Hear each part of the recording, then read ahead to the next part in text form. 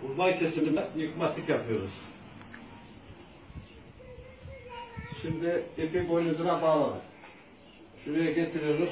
Kolunun arkasına. Hasan alttan veriyorsun bana. Aldık. İpi. Altından geçiriyoruz. Azıcık sıktırıyoruz. Şöyle oldu. Şimdi böyle getiriyoruz. Buradan tekrar alttan veriyorsun Hasan. Tekrar bunu ipin altından alıyoruz.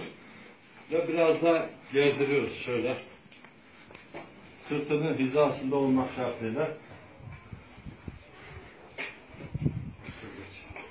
Bundan sonra bunu yavaş yine çekiyoruz.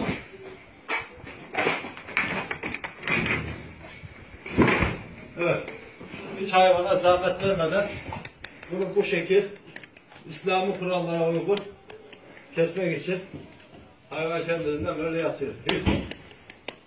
Bismillah, Allahu Ekber, Allahu Ekber, La ilahe illallah, Allahu Ekber, Allahu Ekber ve lillahil hamd.